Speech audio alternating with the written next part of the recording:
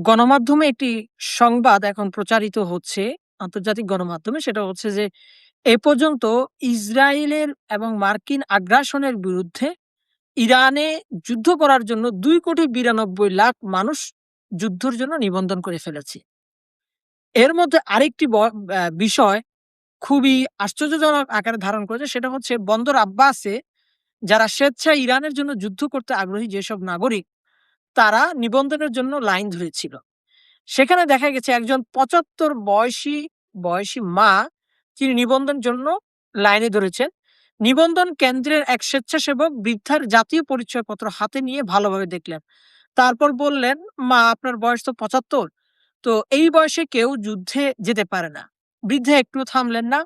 জবাব দিলেন, "যোদ্ধাদের তালিকায় আমার নাম থাকলে ইসরায়েল ধ্বংস হয়ে যাবে।" অথচ ওই মহিলার জন্ম ১৯৫১ সালের ১২ই আগস্ট তিনি জন্মগ্রহণ করেন। এই সংলাপটি সামাজিক যোগাযোগ মাধ্যমে ব্যাপকভাবে ছড়িয়ে পড়ে এবং ইরানের জনগণের কাছে তিনি দেশপ্রেম, আত্মত্যাগ এবং প্রতিরোধের এক মূর্ত প্রতীক হিসেবে প্রতীয়মান হন এবং ঘটনাটা ভাইরাল হয়ে যায়। তো ইরানের এই জাতীয়ভাবে যুদ্ধ করার জন্য নিবন্ধন প্রক্রিয়াটা জান ফিদা নামক একটা জীবন উৎসর্গ কর্মসূচির আওতায় এই নিবন্ধনটা হচ্ছে। এই কর্মসূচির আওতায় এখন পর্যন্ত ২,৯২,০০,০০০ এরও বেশি মানুষ নিবন্ধন করেছেন। এবং এটা একটা আশ্চর্যজনক বিষয় যে প্রতিদিন গড়ে প্রায় ১৫ লাখ মানুষ নতুন করে এই নাম নিবন্ধন করছেন এবং এতে যুক্ত হচ্ছেন। ধারণা করা হচ্ছে আগামী দিনগুলোতে এটা বিস্ময়করভাবে সীমা ছড়িয়ে যাবে।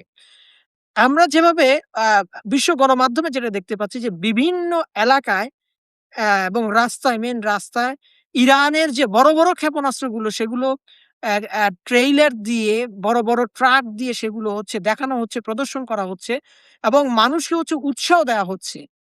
এই যে ইরানের মানুষকে জনতার মাঝে এই উৎসাহ দেয়াটা, সেটার একটা কারণ আমরা খুঁজে পাই এবং এই প্রতীকী কর্মসূচি তখনই বৃদ্ধি পায় যখন ইরানের প্রেসিডেন্ট মাহমুদ পেজেশকিয়ান এতে তার নাম নিবন্ধন করেন।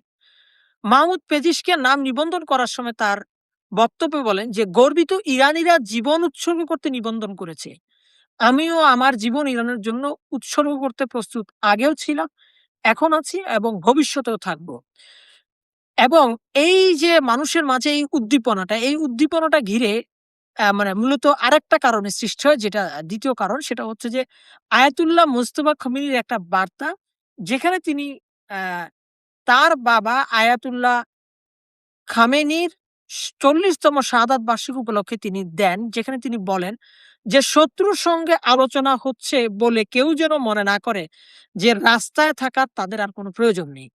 বরং যদি সাময়িকভাবে সামরিক সংঘর্ষে নীরবতাও আসে বা সাময়িক বিরতিও আসে, তাহলে ময়দান, মহল্লা ও মসজিদে উপস্থিতি থাকার দায়িত্ব আরো বেড়ে যায়।"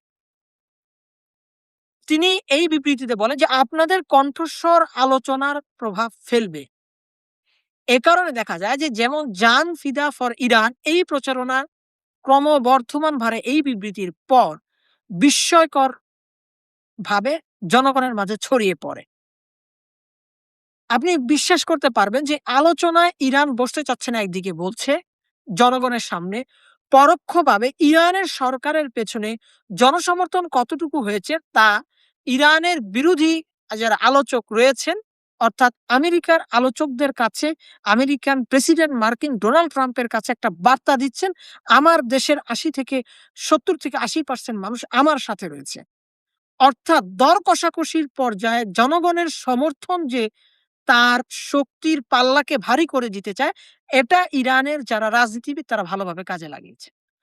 আরেকটা বিষয় তারা ভালোভাবে কাজে লাগিয়েছেন যে তাদের যে অন্যায্য বিরোধিতা, যে বিরোধিতার কোনো যৌক্তিকতা নেই, সেই যৌক্তিকতাহীন বিরোধিতার কারণে ইরান যেমন বিশ্ব অর্থনীতি থেকে যখন সম্পূর্ণ আলাদা হয়ে বিচ্ছিন্ন হয়ে যাচ্ছিল এবং যে কারণে ইরানের মুদ্রার মান কয়েক হাজার গুণ অন্যান্য দেশের তুলনায় পড়ে গিয়েছিল, যে দেশের মিলিয়ন ডলার পরিমাণ ইরানি রুপি বা ইরানি মুদ্রা ছাপতে হয় যে দেশের, সেই দেশের যেসব রাজনৈতিক ব্যবস্থার সমালোচকরা ছিলেন, তারা যখন আমেরিকা এবং ইসরায়েল তার উপর আক্রমণ করল, ইরানের উপর আক্রমণ করল, সেই রাষ্ট্রবিরোধী সমালোচকরা পর্যন্ত ইরানি জনগণের সাথে এসে একাত্মতা প্রকাশ করেছে।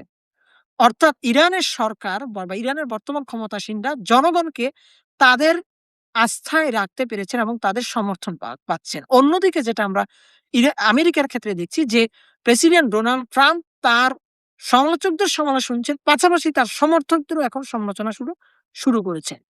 এ কারণে বিশ্লেষকদের মতে এই যে জান ফিদা এইটা আসলে একটা কেবল কর্মসূচি নয়, এটা একটা বহুমাত্রিক বার্তা বহন করে।